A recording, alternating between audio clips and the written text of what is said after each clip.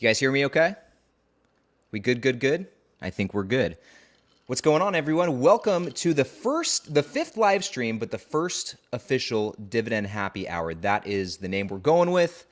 And just want to confirm real quick that you guys can hear me before. Okay, we're good to go. I know I was muted there for a second, but guys, welcome to the first ever Dividend Happy Hour. This is the name we've settled on. This is what we're going to be rocking with. And before we get into today's topic, cheers to you guys. Thank you all so much for joining the stream.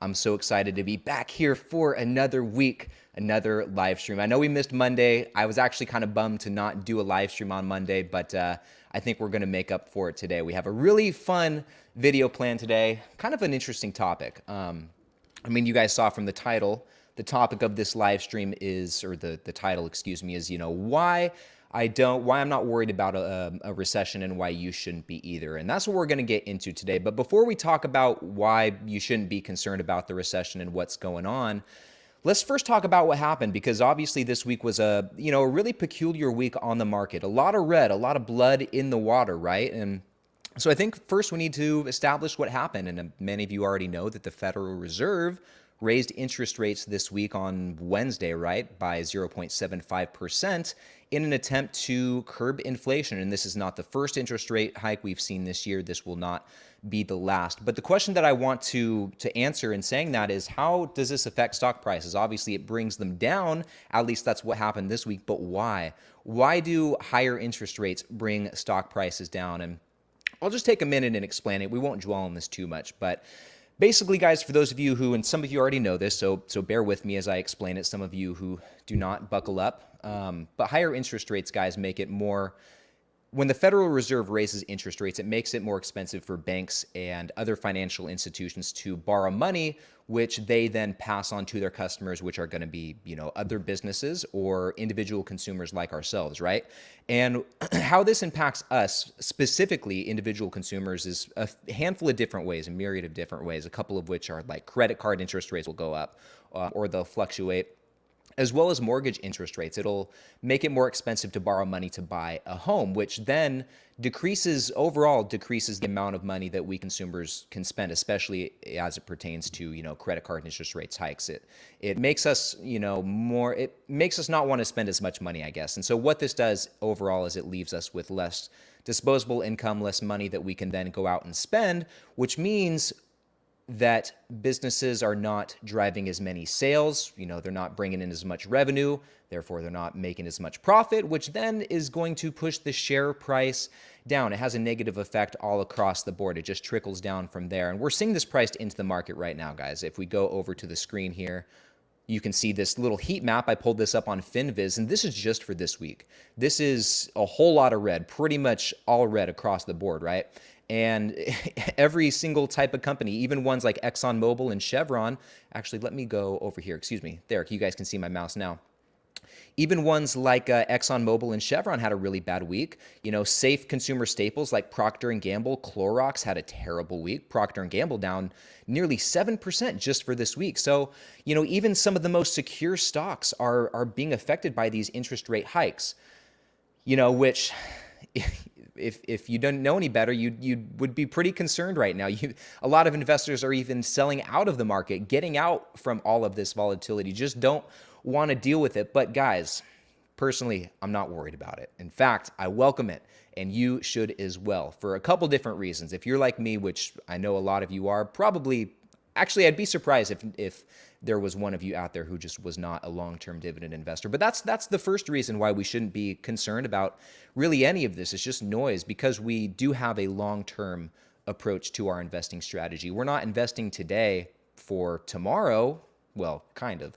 We're not investing today for next week or next month or even a year from now. We have a long-term, multiple years down the road mindset, right? 5, 10, 20, 30 plus years for some of us. That's when we're going to be using the funds that we're investing today.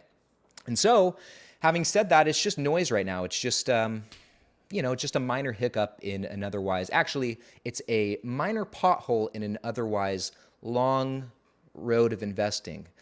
long investing journey. So that's the first reason why we shouldn't pay much attention to it, because guys, this is just a short-term blip. This is going to pass. And in the meantime, this brings me to the second point. The second reason why we shouldn't be worried about it, but should also welcome it, is because not only are we long-term investors, but we're also dividend investors. And we're not necessarily investing for the capital appreciation, which by the way is nice. Like we like to see our stocks going up in price. But in the short term today, as we're investing and not yet living off our dividend income, we're trying to maximize, especially those of us who have, limited funds to invest. We're trying to maximize what our, funds that we contribute, what it will do to our portfolios. And so having said that, when the stock prices go down, it doesn't change the dividend, right? So if you have a share of Apple, I don't know how much Apple pays per share per quarter, but let's say it's like $1, right?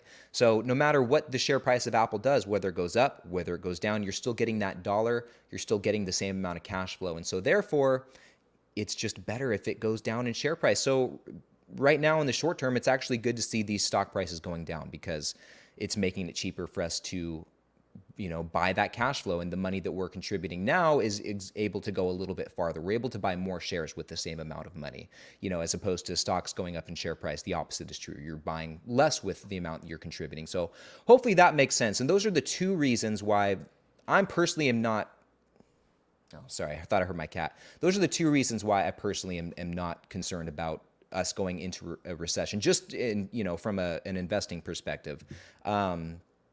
It might not be good for a lot of people if we go into a recession. And I do feel for some of those who are closer to retirement, who are seeing a lot of that wiped out right now.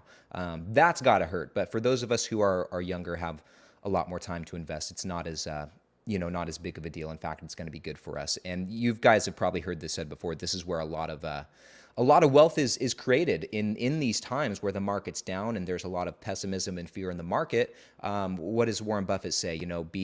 Be greedy when others are fearful, right? Well, that time seems to be right now. And just in terms of what I'm doing, my investing strategy is the same as it is every single week, up or down, rain or shine. I'm just going to keep on buying. And that's what I challenge you guys to do as well. Just keep buying, keep contributing to the dividend stocks in your portfolio, and just keep doing your thing, because it will pay off in the long run. And more specifically, guys, what I'm looking to do, let's actually go back over, give me a sec here to pull up the screen. Let's actually go back over to Seeking Alpha. Bear with me. Okay. Oh, wrong one. There we go. Okay, so over on Seeking Alpha, one of the things I plan to do, guys, this is my portfolio here. On Seeking Alpha, I'm going to organize all of these stocks by worst performing to best performing at the bottom there. So what I plan to do is I plan to use this as an opportunity to average down in the positions in my portfolio that I'm currently taking a loss. I mean, starting with Procter & Gamble. Wow, this is the first time I'm actually seeing this. I'm officially in the red on Procter & Gamble. This means I might want to maybe start throwing some money into that. Maybe wait for it to come down a little bit more before doing that. But otherwise, guys, as you can see, there's a handful of stocks in here where I'm just getting wrecked. Intel officially is my worst performing stock in my portfolio, down nearly 30%, with 3M in second place, down just over 21.5%, Starbucks down 21%, XYLD and JEPI just getting wrecked as well. I don't see myself contributing to those, but stocks like Intel, stocks like 3M, stocks like Starbucks, yeah, why not? Why not use this opportunity to lower my average cost per share in these awesome companies? Especially Intel. I mean, look at Intel. I actually bought some Intel this week, which I don't want to spoil it because I'm talking about Intel a little bit more in depth in this Sunday's video, so stay tuned for that. But just in the last month, Intel's down to 15.5%, so it's seen a really, really big drop there, guys, right? And what else I'm planning to do, this is also an opportunity to, maybe pick up some other companies that you otherwise wouldn't normally have the chance to get because they're too expensive. I mean, Apple's a really good example. If we take a look at Apple, many of you know Apple, pretty much always trades at a premium, and it's still kind of there, a 21.17 PE ratio, but year to date, Apple's down nearly 30%, and it's touching its 52-week low, right? But if we go over to the valuation, it still has some room to come down. It's nearly 30% higher than the sector median, but it is about 4% lower than its 5-year average. So long story short, guys, right now is a really good opportunity for us dividend investors to pick up some cheap stocks. And, I'm going to talk about this a little bit more on Sunday's video, but I don't personally don't see this as being the bottom yet. I think that we still have a little bit of red to come, and I believe you guys might have to correct me in the live chat here. I believe there's going to be some more interest rate hikes coming next month.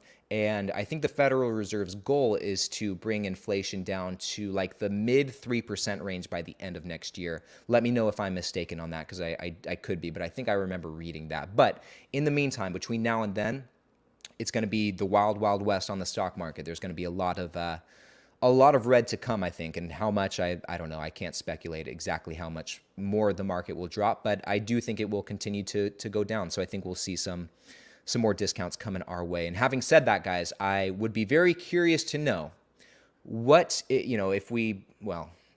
I'd be very curious to know what stocks do you guys plan to pick up, not only right now, because we're seeing a lot of discounts right now, but if the market continues to go down, which I think it will, what stocks do you plan to pick up? Is there anything in your portfolio that you plan to average down in or are currently averaging down on? Or are there any new positions that you plan to start that you'd like to pick up at a discount? Let me know in the live chat right here. And if you're watching the replay, let me know in the comments below. I'd love to hear about it. Now, that's pretty much all I had on that topic. So in other news, guys, there's actually some other kind of interesting news on the market. Lockheed Martin had a really good week, not in terms of share price, but they secured, as you can see, one contract for $130 million, another contract for $450 million, and a third contract for $578 million. So Lockheed Martin had basically a $1.1 billion week. So, even during all of this volatility, this company still continues to crush it. And, I think it's important to have stocks like this in your portfolio too, that are a little bit more defensive, and I mean that literally and figuratively, that are going to continue to secure the bag during all of this volatility. So that's one interesting piece of news. The next, I was reading the comments there, so every year or every so often, Warren Buffett will auction off these lunches. Basically, you can sit down and have lunch with him, and the proceeds go to charity. So this is the last one he's ever going to do. So this is a very special one. But the bid to have lunch with Warren Buffett topped out at $12 million. And this was earlier today with 9 hours left in the auction. So I don't know what they ended up closing at, but that's pretty crazy. Someone's paying 12.3 million. I might have said billion earlier, and if I did, I apologize. Someone is paying $12 million, will pay $12 million to have lunch with Warren. I personally, big fan, obviously. I know a lot of you guys are. I don't know that I'd pay that much to have lunch with him. And it's actually kind of funny, going back over to the screen, someone in the comments below, I was reading the comments, said, a guy, this kind of cracked me up, a guy who understands the value of money, having lunch with someone who doesn't. And someone said, I don't know about this one. What a waste of money, lunch with an old senile imbecile. No thanks. I bet this guy's a big crypto guy. But anyway, thought that was an interesting piece of news. And last but not least, kind of a big deal for Apple, they just sealed a landmark 10-year deal for Major League Soccer. So scrolling down here, they are going to basically get the rights to broadcast the MLS games. And I think they're going to license it out still to ESPN and some of those other networks, but Apple's going to have it. This could be a pretty interesting thing. And if it works out for Apple, we might see other sports organizations follow suit. The NFL, which would be a huge contract. That's one of the biggest. I mean, you guys know how much people spend on those Super Bowl ads. That's going to be a lot of money.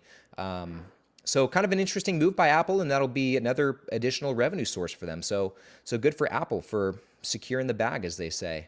And that's pretty much it. So now about 15 minutes, guys. Let's open it up to a little Q&A. A little hangout session. I want to go up and check out all of these comments and see what I missed here. But before we get to that, cheers to you guys. Last live stream, someone commented on the replay oh, it's disgusting hearing me sipping this drink. And so if you guys feel the same way, I apologize. Let me do this. So you don't hear that. Okay. Let's go through these comments and see what we got. And real quick, if you guys joined in the live stream late, thank you so much for tuning in. I appreciate you all being here. I hope you have something cold and strong in your hands, because that's what these dividend happy hours are all about, right? Talking dividend stocks and having a good time hanging out with each other. So let's see here. Sorry, guys. It might take me a minute to pull up a comment here. So hang tight with me.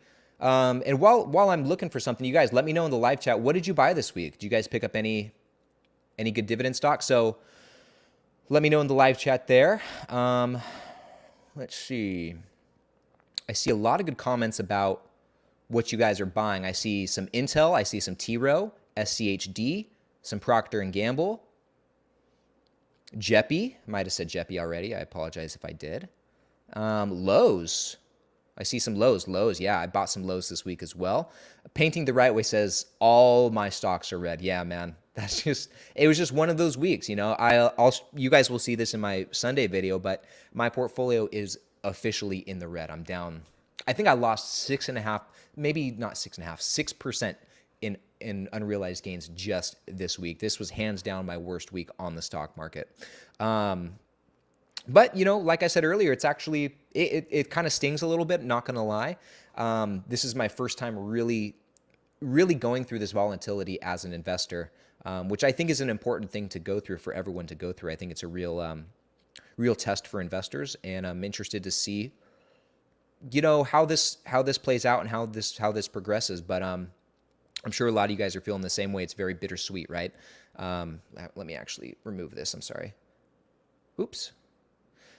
It's very bittersweet. You know, obviously we don't like to see our stocks going down in value. We don't like to see that loss and realized gain. But at the same time, like I said, it's making everything cheaper. So our contributions are going farther than they normally would, which is important. I know me personally, I feel like I have kind of limited funds to invest. I'm sure a lot of you guys feel the same way. So it's good to see what we're buying, like being able to buy, you know, a little bit more than we normally would. Like I bought Lowe's earlier this week, and usually I'll put $75 into Lowe's, and that might get me like between 0.3 and 0.35 shares. But this week got me 0.4 shares. So we're making progress, guys. Captain Suburbia says, all Lockheed Martin does is collect W's. You said it best, my friend. And then on as far as purchases this week, Suzuki Man said, I picked up Walmart. Good pickup. Painting the Right Way says, I picked up Altria as well. Great pickup, Altria Group. I think Altria is officially under 50 again, right? Painting the Right Way also says, looking at Lowe's. Good move. Lowe's, you guys, let's, okay. I'm not giving you guys a reason to watch my Sunday video because we're talking about all the stocks I'm covering on Sunday, but let's take a look at Lowe's real quick, guys. Lowe's is officially in the 170s, the bottom 170s. I feel like it was just yesterday. It was in the 190s. And what the heck happened? I mean, this week it's down 5.6% just for the month. It's down nearly 11% year to date, 32.5%. Lowe's, guys, it's looking pretty prime to buy if I do say so myself. Nick here said, I need to get more exposure to industrials, UPS, Union Pacific, 3M, Waste Management are my favorites there. Also circling Target. Yeah. Good picks, man. Good picks. And right now, I mean, on that note, right now is a really good time to pick up companies like that, like the UPS or Union Pacifics or Waste Managements, or even Target that normally trades at, you know, more of a premium. I know Target was high, and then it had that 25% drop, which kind of was the catalyst to bring it to where it's at today. And another great example is Microsoft, which Taylor says, I'm buying Microsoft almost weekly. Looking at Costco, buying Home Depot, Intel, 3M, and starting to buy Procter & Gamble again. Yeah, Taylor, good move. Costco is an interesting one. Let me know your thoughts on Costco in the live chat, guys. But I think Costco's still looking a bit expensive. And if we go back over to Seeking Alpha, let's take a look at it and see how it's doing, because admittedly I haven't for some time. Year to date, Costco's down over 21%. Just in the last month, down another basically 8.4%. So it's getting down there, and it's inching closer to its 52-week range. But still, look at that PE ratio, guys. Near 35 PE ratio. Now let's take a look and see where this is in relation to its 5-year average. So it's still, even considering how much it's come down so far this year, it's still 2% higher than its 5-year average PE ratio, and over, oh my goodness, over 100% higher than the sector median. And you know, there's no arguing that Costco's a great company, right? But when I look at that, I ask myself, I mean, is it really worth that premium? 100% higher than the sector median, 35 PE ratio? Really? I don't know. Like, I don't think so. And going back over here, looking at the dividend stats, especially for what you get as far as the dividend goes, 0.8% yield, Payout ratio 25.5%. 5-year growth rate 12%, which isn't bad, okay, but a dividend growth history of 6 consecutive years, guys. And let's compare this to Lowe's actually. We're going to see that Lowe's has much better dividend stats. You're going to get a much better bang for your buck by investing in Lowe's, which is at a third of the PE ratio. Lowe's has a forward PE ratio right now of, under 13, 12.67. And it just doesn't compute to me. Like, I would have a very hard time justifying buying Costco right now when there's all these other great deals out there, or these other affordable companies. Target's another great example, another company that's more affordable with a little bit lower growth rate, but a higher starting yield for sure, and a longer dividend growth history. But they're different. You take a look at the income statements between Costco and Lowe's and Target. Costco has a lot of growth, which is why it's trading at such a premium.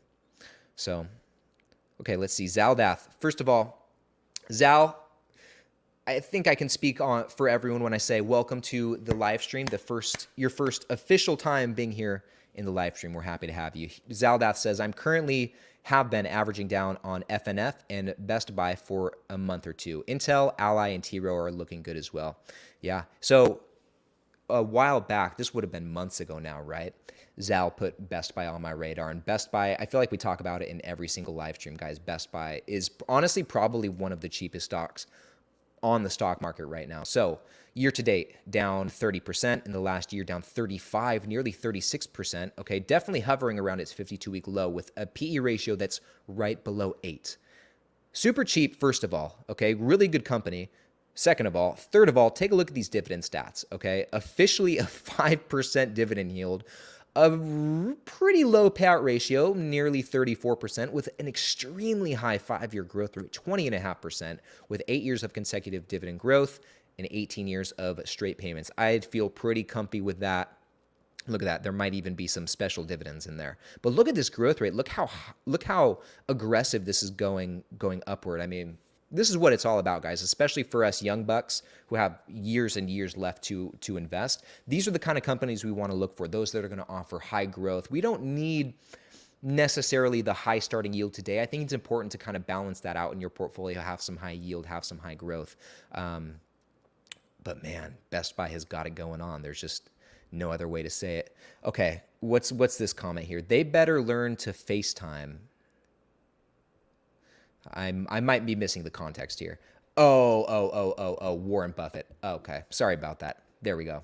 Captain Suburbia says, Warren is like a broken record. He says the same things all the time, which isn't a bad thing, but I can tell you what yeah. I mean, that's a great point. Let me put this back on the screen. That's a great point. That's why it's like, I don't know why one would pay $12 million to have lunch with him, except to say that you actually got to have lunch with him and for the picture and spend time with him. I don't know. Maybe it'd be fun to meet him. Don't get me wrong, but it's a lot of money. I could retire 12 people with that amount of money. Let's see. Let's keep going. Okay. OCGM says, I wanted to add Starbucks so bad, but once I learned they were reimbursing their employees who choose to terminate pregnancies, I was like, nah. Yeah, we don't have to get into all that, but overall with a lot of these companies, I know, just speaking with a lot of investors, I don't know. The political stuff, and maybe that's not, I don't know. I shouldn't even get into that, but yeah, I shouldn't even get into that. Let's see here. Josh says, I'm looking at Intel, 3M, and a few others. Good picks, man. All of those are, well, both of those, I guess, are at a pretty good discount. Let me know in the live chat if you know that reference. I'll be disappointed if you guys don't know that reference, to be honest with you. Let's see here. Suzuki Man says, I have EOG. OCGM again says, I picked up another share of NEE. I'm not actually familiar with that company. Let's see, Alex. Oh, I lost your comment, Alex. Let me scroll back up here, my friend. One sec, guys. Hang tight. This happens sometimes where I'll go to click on a comment and it'll bring me all the way down to the bottom of the screen. Then I have to scroll back up and find my place. But Alex says, started a position on Target to complement my portfolio of Microsoft, Apple, and Tesla. Nice, man. Good, strong companies there. Good for you. Josh says he's loading up on Target. Good time to buy Target. We've been talking about Target a lot in the Discord group, which, by the way, if you guys aren't yet in the Discord group, it's totally free to join. Basically, it's just a big group chat where A lot of us dividend investors, there's nearly 600 of us in there now. That's unreal to me. I think we started this back in, oh man, was it this year? It was either this year or late last year, but 600 dividend investors, and it's so much fun. A lot of great conversation in there. If you guys want to join, the link to join is in the description of this video. Just click it. It'll take you right there. Totally free. Would love to have you guys all in there. It's just another fun way for us to connect and talk dividend stocks. Captain Suburbia, this is kind of an interesting comment, actually. I'm thinking about holding off on my monthly buy to see if I can get slightly better prices. What do you guys think about that? I think that there's a couple ways to look at that. And let's break it down real quick, or let's try to. So you can look at that. There's one way to say, yeah, okay, well, if you think stock prices are going to go down, why buy now when, like, why put your money in now when you suspect that they'll continue to go down and your money will go farther, right? There's that way of thinking, but also number two, it's like, don't try and time the market. Just keep buying, keep dollar cost averaging, keep doing your thing, because no one really knows what's going to happen. Some days stocks are up, some days stocks are down. Things are all over the place right now. Me personally, Captain Suburbia, obviously do your thing, whatever works for you. But man, I would just keep buying. Like, oh, you buy every single month though, not every single week. Man, I would still just buy. Just stick to the routine, stick to the plan, and keep doing your thing. Personally, but do whatever you think is best. So Painting the Right Way says, I'm down about 10%. Is that for the year? Is that overall in your portfolio, just on one stock or what? Okay, moving on. Zolt Macrai, I apologize if I butchered your name, my friend. Picked up some Altria Group this week. So there's been a few Altria comments in the live chat today. Let's go take a look at Altria and see where they're at real quick. So going over to MO. Okay, $45 per share. That's actually a little bit lower than I realized. And just this week, they were down 5%. For the month, they've come down 16%. That's a pretty big drop. So prior to this drop, they were hovering around $53, $54 per share. And man, they've just, since the beginning of the month, they've really just in the last 9 days or so, they've really taken a hit. And why? Why is this exactly? Is there anything particular going on? This could be something. The Biden administration said to pursue policy to cut nicotine in cigarettes. Excuse me. Could be something. Bearish macro risks. Oh, this is what it was. Right?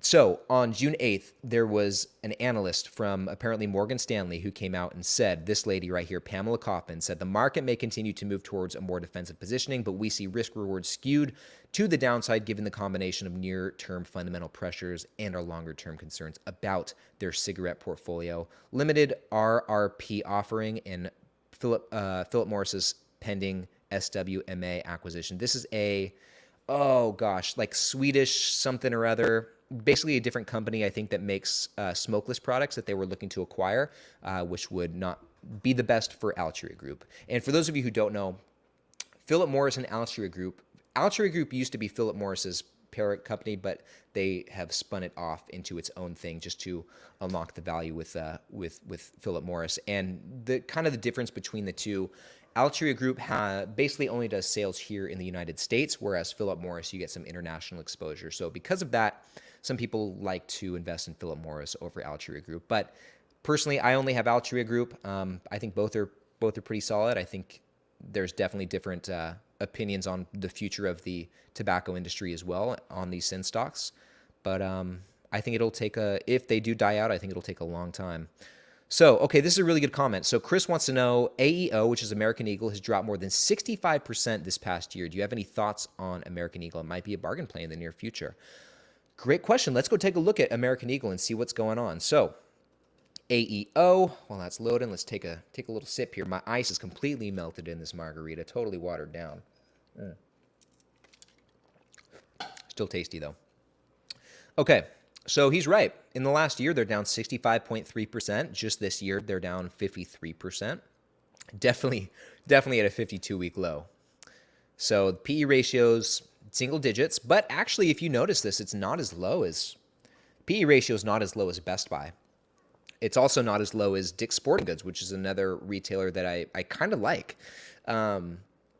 Now, starting off with American Eagle, we know the valuation is pretty cheap. Let's go take a look at the dividend stats and see what we're rocking with here. So high starting yield of 6%. Payout ratio is not too shabby. Okay, 38.5%. Pretty decent 5-year growth rate, 7.5%, with 1 year of dividend growth, but 16 years of consecutive payments. So they do have some consistency there. It looks like they missed a couple payments here between 2020 and 2021. Zooming out, we're not really seeing a lot of growth on the dividend from American Eagle, which is a little bit of a red flag for me. However, they do have that high yield. So I guess there is a little bit of a trade-off there, which is okay. We see this with some companies, but let's take a look at the financials real quick. Just see some of the quick metrics. Revenue doesn't seem too bad. 2021, they took a hit, but otherwise it looks like they're going up pretty steadily. Gross profit, seeing a similar trend there. Let's go take a look at the net income. It looks like in 2021 they had a negative bottom line, but has bounced back in 2022. Are they buying back shares? Let's see this. Yeah, looks like they're buying back some shares. Looks pretty decent. Take a look at the balance sheet real quick. Once that loads. Sorry, guys. So they have some cash on hand, about $228 million. Let's scroll down, take a look at their total debt. Okay, so 228 into 1874, that's, what is that? What is that, guys? Help me out here. 8. So might take them just on, okay, not much. So they have some net debt left over, 1.6 billion. Let's take a look at their cash flow real quick, see what that's looking like. Sorry if I'm going too fast, guys. I'm just trying to zoom through this. Negative free cash flow in the trailing 12 months, and prior to that, they're not even hitting $100 million in free cash flow, which is not going to help them in terms of debt. I would feel a little, and I'm still learning about this, so I could be mistaken, but I would feel a little bit concerned about the debt level there, as well as it could be a yield trap, I guess is what I'm trying to say. Let me know your guys' thoughts here in the live chat, but it's kind of looking that way to me. Yeah,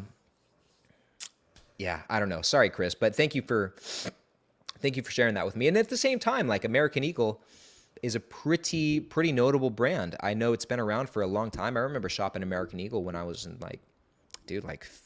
fifth grade, like 20 years ago or so. So they've been around for a long time. They do have that.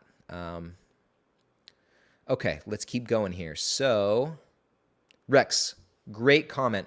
I'm old and just started investing, so having everything in red just means more value. Yeah, that's a great way to look at it. Absolutely. Let's see. Wicked Crypto says, did you buy anything today? You know what? I did not buy anything today. I did buy some stocks on Wednesday. I believe Wednesday. I picked up some more Intel and I picked up some more Lowe's. I'll talk about that a little bit more in my Sunday video, but that's kind of been my thing. I've usually been buying, two stocks every week with a $150 contribution to split evenly between those two stocks. So, okay, this is a good comment too. Dustin, okay, late to the party, so if I missed you covered anything about the bank sector, I'll rewind. If not, let's talk banks, Bank of America and Citigroup. Let's do it. So, Dustin, Bank of America is actually one of the stocks on my watch list. I'm a customer of Bank of America. I've considered investing in this company. It's not looking too bad right now. Just under $32 per share. Definitely headed towards its 52-week low, and it's down quite a bit this year, near 31% with a single-digit PE ratio. But with banks, we like to look at the price to book, which is 1.02, not too shabby. It's below the sector median and below the 5-year average by 11%. So valuation's not looking too bad. It's definitely better than where it was, right? And the dividend stats are looking pretty good with Bank of America, I think, as well. Decent starting yield, low payout ratio, okay, very high 5-year growth rate, near 23% with 1 year of dividend growth. Now, let's take a look at this. I mean, I know they cut their dividend back in 2009, right? During the great financial crisis. A lot of banks did, though. Every time I talk about banks, someone brings that up and reminds me, and it's true, because I kind of forget that. A lot of banks cut their dividend here, and maybe that was because they were over levered at the time or whatever, but they've since kind of built it back since 2014, and they do have 1 year of dividend growth, but it looks like they halted the growth in 2020 just to be safe, but otherwise they have I guess that'd be an 8-year dividend growth history, except for that one little blip in 2020, right? So that's not too bad. I would give them a pass for that. And Bank of America is one of the stronger banks here in the United States. And taking a look at the revenue, or let's see, where is it here? Total revenues, it's actually kind of flat, but this company, I believe, is buying back a lot of shares. So the revenue per share is trending upwards.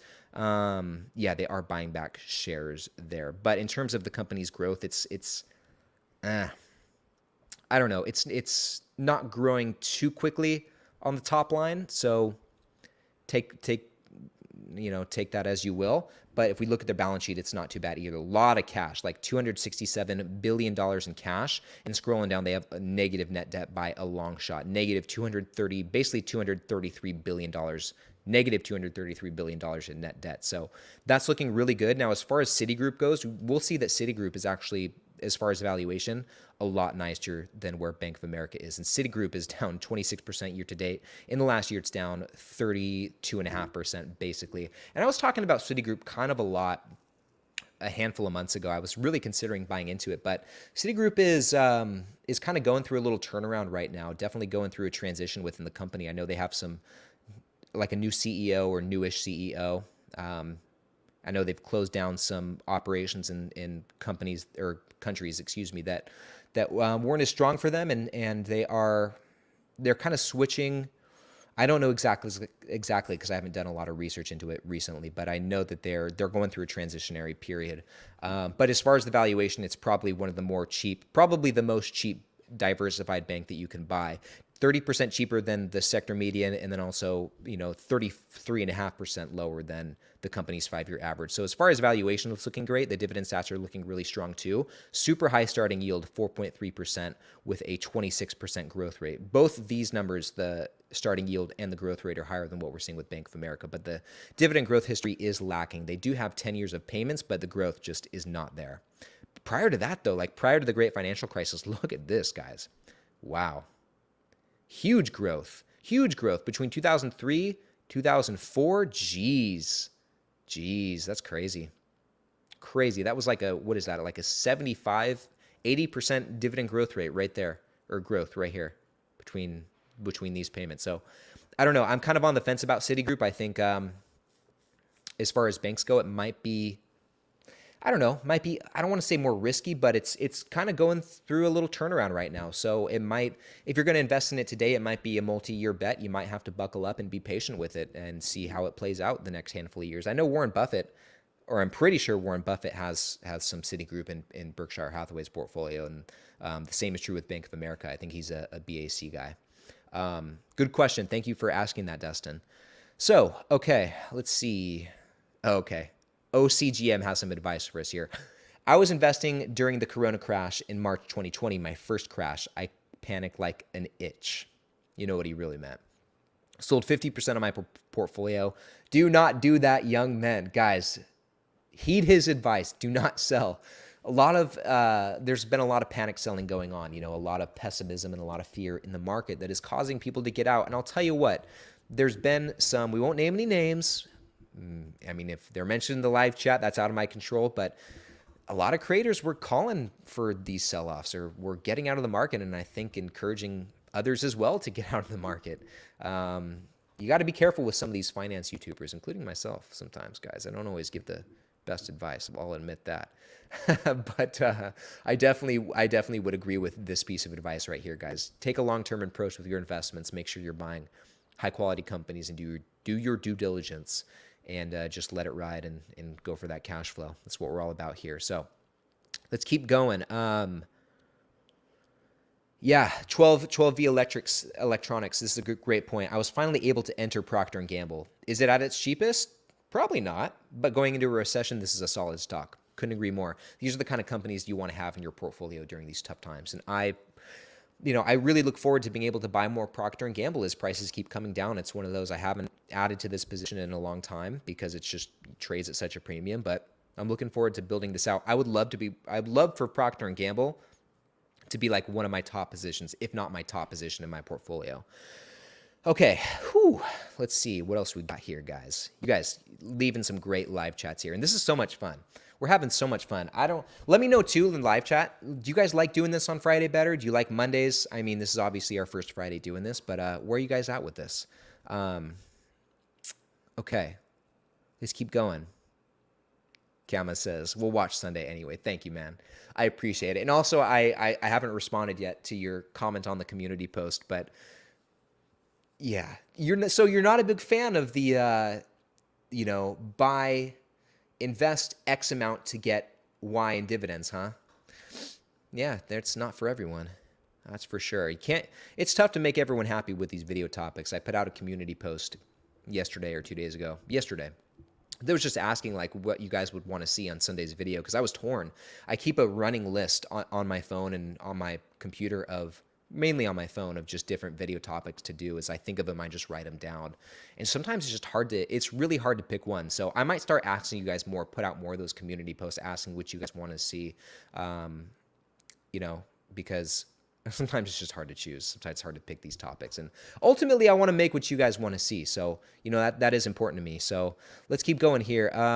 Okay, this is actually a really good point. I'm going to talk about this a little bit more on Sunday's video, but lows drop due to the housing market starting to drop. And this is kind of interesting. So we touched on this a little bit earlier in the video as well. So as interest rates begin to rise, in real estate too, for those of you who don't know, house prices and interest rates have an inverse relationship. So typically, as interest rates increase, house prices come down. And this is because the higher the interest rates are, the more expensive it is to borrow the money, obviously. But this directly results in you having a higher mortgage payment every single month.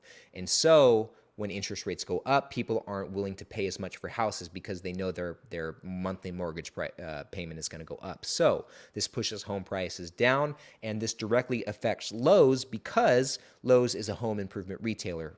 And it's kind of interesting that it affects Lowe's this much. So if people aren't buying houses as much, maybe sitting on the sidelines, putting their home buying plans on hold, this results in less foot traffic, less sales for Lowe's because there's not as many home improvement projects going on. However, this could mean if people aren't moving, maybe some people, this won't be the case all across the board, but maybe some people will take those funds instead and decide, we're actually fine here. We don't need to move. Maybe instead we'll just renovate our house. We'll just, we'll fix it up and make it to our liking. That'll be fine. And they'll put their money towards that, in which case that would be a good thing for Lowe's. And really, Cameron, to your point, I mean, you're right about this. This is directly affecting Lowe's. And this is also the higher interest rates are affecting home building. I think I read somewhere that permits or contracts to build homes were down like 14% year over year, something along those lines. I could have that a little bit wrong, but new constructions, there are not as many coming up. So that's going to affect Lowe's as well because they supply a lot of those projects and they're dipping their toe deeper into the more professional projects versus just the DIY homeowner who is, doing weekend projects around the house.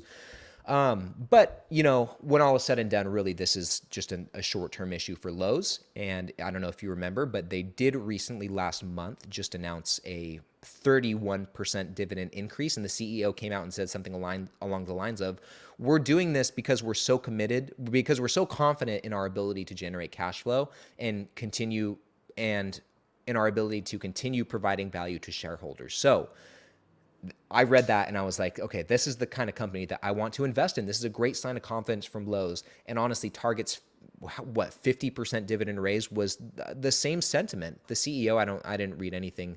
I don't even know if they came out with something, but I took that as a similar note. Like, hey, we've got these inventory issues going on. We're gonna have some discounts going on in store, but still, we're feeling pretty confident. We'll be okay in the long term. So to show that, we're going to give you a 50% dividend raise. So sometimes that's just how it goes, guys. Let's see here. Keep going. Great comments, guys. Great comments.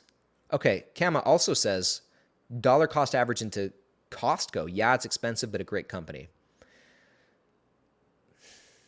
I got to say, man, I disagree a little bit. It's a great company. I don't disagree on that at all. But I personally will not be dollar cost averaging into Costco just because it's a great company, because I know there are other great companies out there that are at better valuations, and that's what I want to go for. I think the time will come for Costco. I don't think it's right now, but I think just even talking about some of these other companies we've mentioned, Lowe's, even Home Depot, Best Buy, you can look at Dick's Sporting Goods, Target. I don't know. I just think those are at a much better valuation. I'd rather put my money there because I think it'll go farther. Okay, Anthony, good question. What's your opinion on T. Rowe price over the next few years? Do you think we are making a mistake with buying it and going into a recession, considering it will hit them hard?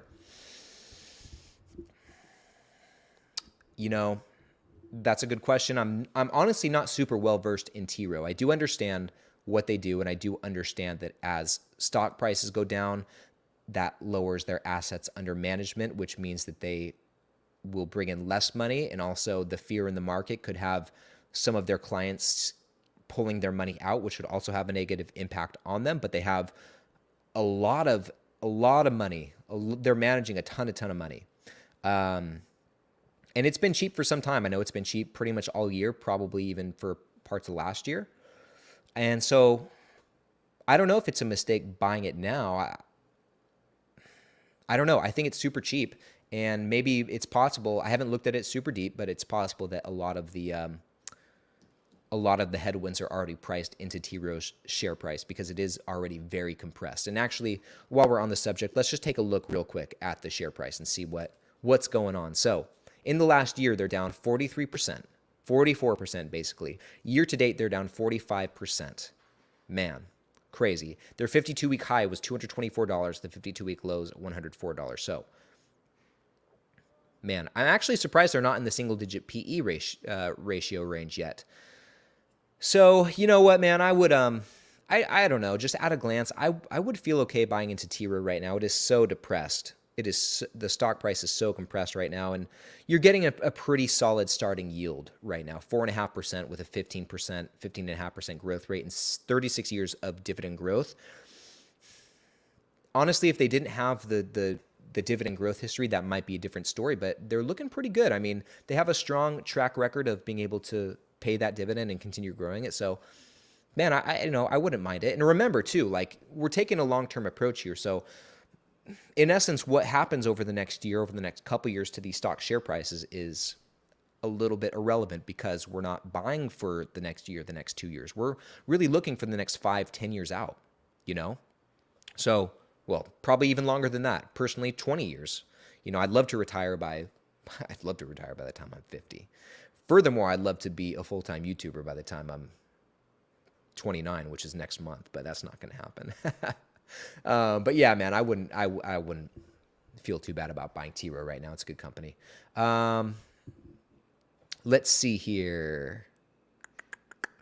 So, guys, sorry, I'm just finding another comment to pull up here. Let's see here. Okay. Oh, no. Oh, boy. Sorry, guys. I'm struggling to find a good one here. What about us old farts? Hans wants to know. What do you mean, man? What do you mean about you old farts? You guys are going to be okay, too. I mean, Hans, you're a dividend investor, man. You're going after that cash flow. And you know what? You've been investing a lot longer than I have, so I mean, what do you think? I'd be curious to hear your thoughts in the live chat. That's one of the things I really like about this dividend investing community we have here on YouTube and in the Discord is there are a lot of people out there. I might be selfish in saying this, but there's a lot of people out there who've been doing this longer than me who can definitely point me in the right direction and give advice. And the good thing about this community is everyone's willing to. It's one of those kinds of things where it's like, it's not like we have like secrets we're trying to withhold, investing secrets we're trying to withhold, right? Because, you know, Anthony making gains in his portfolio, Captain Suburbia making gains in his portfolio, Phil B making gains in his portfolio. It's no sweat on me. You know, it's, you know, why not help each other out and figure out this investing thing? Yeah, it's just such a tight-knit community. We have a really good thing going here, guys. And, you know, I thank all of you guys, not only for continuing to listen to me ramble for this last hour, but supporting this channel, helping me learn the ropes in investing, and you know, also helping each other, showing each other the way. It's just a really special thing. Okay, this is a good question. Sina wants to know, what do you think about closed-end funds? You know, I don't know a lot about closed-end funds. I feel like this gets asked like once per live stream, so I should probably study up on these closed-end funds. I did read a book about them called The Income Factory by Stephen Bavaria, who is a contributor on Seeking Alpha. He writes a ton of articles on closed-end funds, and I do know that they oftentimes come with really high yields, much higher than what we'd find from like a Target or an Apple. But I would imagine with that comes some more volatility. But in this book, I'll have to go and revisit it because I read it when I was first getting into investing and I didn't understand a word of it. Like it just went in one eyeball and out the other as I was reading it.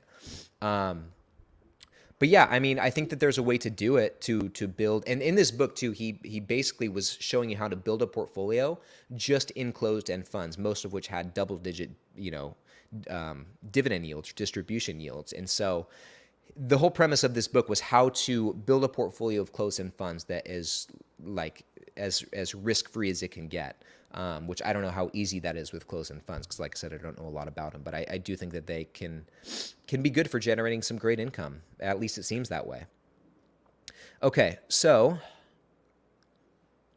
oh, Captain says, thank you for saying this actually. No pressure, but if some of y'all want to hit the like button, dude, thank you for looking out. Yeah, you guys, if you're not doing so already, if you haven't done so already, hit that like button, give this video a big thumbs up. And also, if you're not, because a lot of you guys aren't, like, a lot of you guys have not hit the subscribe button yet. I know there's a handful of you guys who watch these videos from time to time. And, if you like seeing them, hit that subscribe button. We have like 900, less than 900 subscribers to go till we hit 10,000. And I'll tell you guys what, my goal, my birthday is on July 21st, 1 month and 4 days from today. I would love to hit 10,000 subscribers before my birthday. Like, it's just kind of like it's a really trivial thing if you think about it, but that's kind of a small little YouTube goal I have. And so if you're not subscribed and watch these videos pretty often, it would mean a lot to do that. I won't beg anymore. Okay, great question right here, Rex. Timing the market or dollar cost average? Easy. Dollar cost average, man. Dollar cost average, because we don't know, and this kind of goes back to what I was talking about earlier. I don't remember who had the comment basically saying they were sitting out for the month. We don't know what's going to happen on the stock market. Like, I've been here for the last 50 minutes saying, yeah, I think we're going to see some more red, more interest rate hikes. It's going to bring some more, compression in the market. But really, on a day-to-day level, who knows?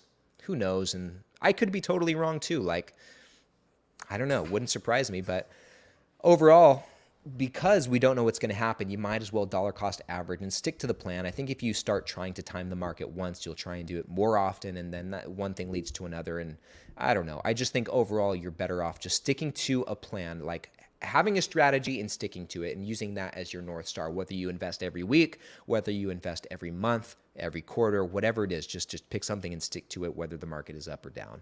So that's my take on that. Oh, maybe it was Taylor. I don't think it was you, Taylor. I do weekly buys, and I've been thinking about slightly holding off to buy at a cheaper price also. Do what you guys want to do, but man, I just remember, like how many, what if the cheaper prices don't come? And then 2 weeks goes by, 3 weeks, 4 weeks, 5 weeks, 6 weeks goes by, and you're like, oh, I'll wait till next week, see what happens. Oh, I'll wait till next week. And then you're keeping that cash on the sidelines and not putting it to work. And that would be fine if you're Warren Buffett and was raking in millions of dollars of dividend income anyway, but we're not. Like, we really need to maximize the money that we have, a lot of us. And so that's why I think you're just best putting that to work immediately. I don't know. That's just my take. Let me know your guys' thoughts in the live chat and in the comments below as well. Oh, Captain Suburbia said that earlier. Yeah, Jacob had a good point. If what you're buying is at a good value, it shouldn't matter if it goes down, just buy more.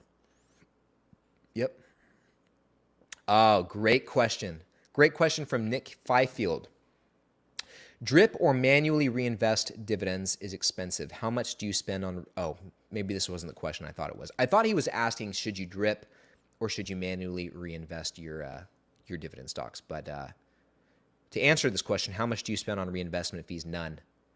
None. So a lot of the Nick, I don't know where you're located, but a lot of the brokerages here in the United States, like pretty much all of them don't have any sort of transaction fees. Robinhood, M1 Finance, Charles Schwab. I don't think Fidelity does. Yeah, so we're not too worried about those transaction fees or reinvestment fees. So,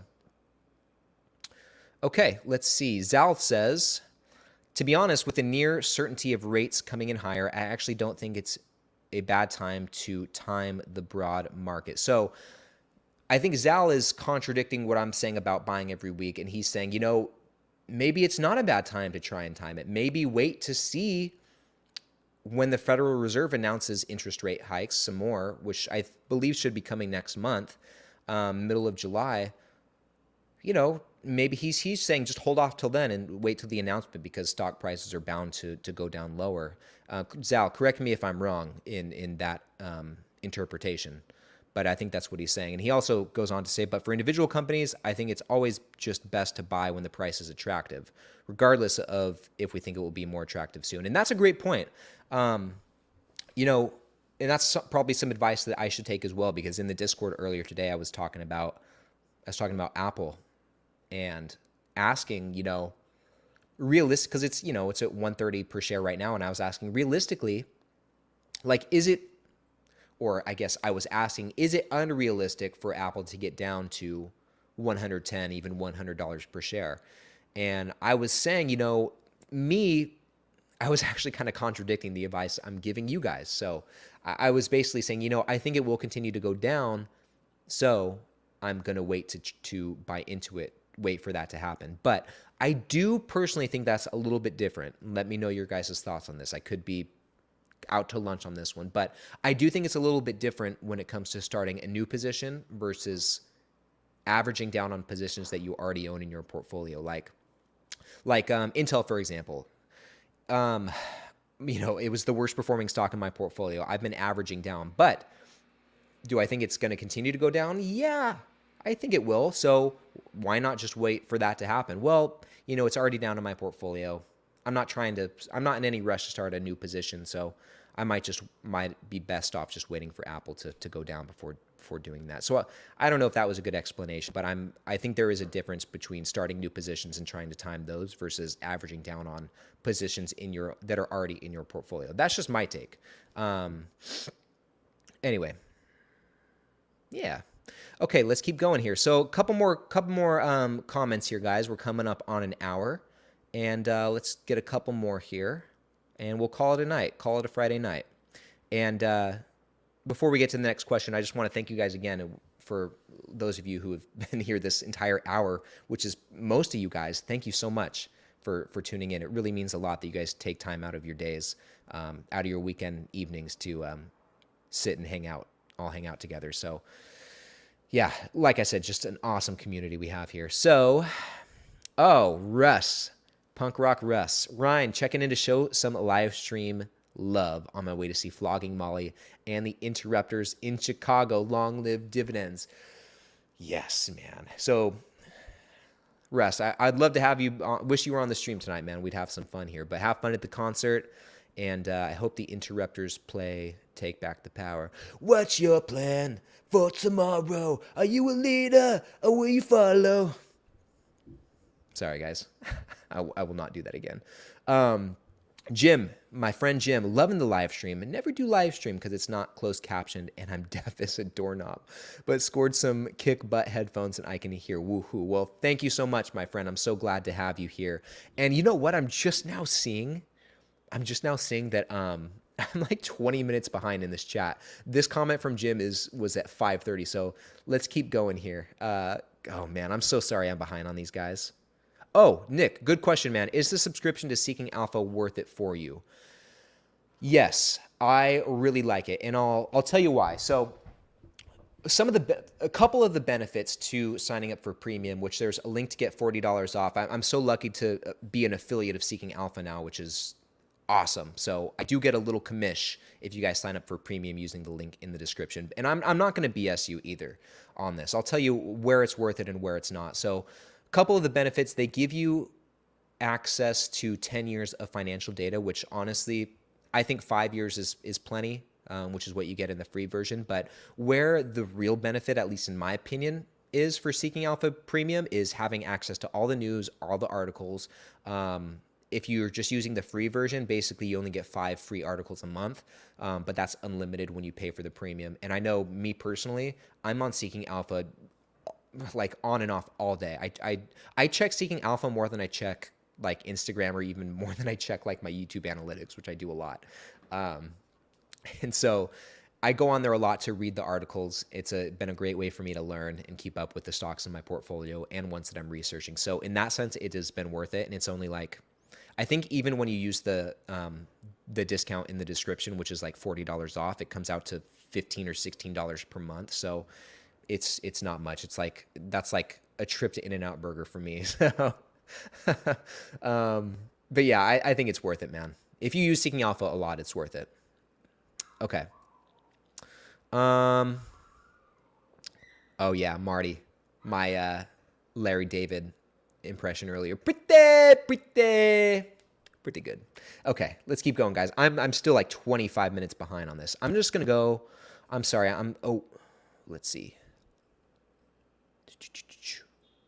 Sorry, guys. I'm just trying to catch up here on all these comments. I didn't realize I'd gotten so far behind on these. Wow. Okay, stick with me, guys. Hang with me here. Okay, now we're kind of cut up. I just scrolled all the way down to the bottom of the comments. I'm sorry if I missed your comments here. Some of your guys' comments. Oh, Kama, man, I'm in 3 Dividend Discords and Ryan's is the best. Well, thank you so much. I really try. You know, I'll be honest. If you guys are active in the Discord, you'll notice I haven't been as active in the Discord, and I promise you, it's like it's nothing personal. It's just, guys, I've been so busy at work, and I've been trying to put more into these YouTube videos and trying to put more into like scripting them and planning them, and that just takes a lot of time. And just for full like transparency, full disclosure, I bet every single video, not these live streams, these are a little bit more simple, but the recorded videos take me probably 3 hours to script. One of them today, I filmed today, took me an hour and a half just to shoot one video. And then editing's probably, I've been trying to put more into the editing as well. That takes me another 3 hours. So these videos take a long time on top of working and stuff like that. It's kind of kept me from being as active in the Discord as I'd like to. But I so look forward to the day when I'm able to do this full time, create content, do this investing stuff full time. I know it's not a matter of if, it's a matter of when. Just keeping it up, keeping consistent, and trying to keep growing. And it's only possible from your guys' support and your guys' engagement on these videos. So once again, thank you. I've thanked you 100 times today or in this live stream, but I truly mean it. And I know someday that it will happen. I don't know exactly when, but with each video, with each day, with each new, each new member, each new addition to the investing journey, each one of you guys that follows me along on this wacky journey, this wild investing journey here, we're getting one step closer to that. So, yeah, it's just been such a fun thing. And for those of you who have ever thought about too, like on this note, for those of you who have ever thought about starting a YouTube channel, whether it's related to investing or other things, I'd highly recommend it. It's just been such a rewarding thing. It's really forced me to try and learn more about this investing stuff, which I still have such a long way to go. But I've also made a lot of good friends doing it, and I picked up some really, really good skills in making these videos. And that is a perfect segue to John's question here, who asks, what is your regular job? So my regular day job is I work in digital marketing and social media marketing, and for the businesses here in my neck of the woods in Sacramento. We have a few clients. I'm contracted through a local digital marketing agency, and I just run it through I have an LLC that I run that through. So the company pays the LLC. So does YouTube. YouTube pays the LLC. So I just funnel it all into the LLC, which pays me. But this digital marketing job, basically, we have these clients. It could be like a bakery or a deli. It could be a hotel. It could be, there's a couple tourism boards, some of the local surrounding cities that we do the marketing for. And basically we'll run their social media pages, their Facebook, the Instagram, LinkedIn, done some YouTube in the past, but a lot of them don't have the budget. And this is, I didn't realize how much can go into this until I actually started getting into it. But yeah, so that's what I do in a nutshell for my day job. Okay, someone asked, JeepKid92 asked about the Discord link. It's in the description. I see you guys let him know in the live chat. And also too, for those of you who decide to join the Discord, this is very important. You click the link, it'll take you into the group. Read the rules, because the rules will tell you how to access all of the different chats. When you go into the Discord, you'll just see the welcome page, but you have to check a little green like check mark, basically just to prove you're not a bot. But read the rules; it'll explain it all. Once you click that little check mark, it'll open up all of the chats. So, yeesh. Oh, guys. Jack, dude, I am so glad you are in this live stream. Guys, Jack, go check out his YouTube channel. He is an investor. Jack, I don't know exactly how old you are, but I know he's not 18 yet. I don't think you're 18 yet. And I got to say, man, round of applause to you for getting started so early in this stuff. Man, you're going to be so, dude, 10 years from now, 12 years from now, 13 years from now, when you're my age, I don't know how old you are. You're going to be so far ahead of everyone else, of all of your peers. It's not even funny. Rex, and going back to Jack real quick, keep up the good work, man. You're doing awesome. Rex, you're my neighbor. Where do you live, man? Let me know in the live chat. I'd be curious to hear. I'm here in Sacramento, so let me know.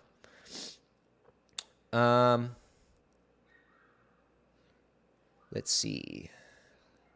Painting the right way. Yeah, I'm still new to investing, so just sticking to the dividend investing. Good, man. I'm glad you started with this style of investing.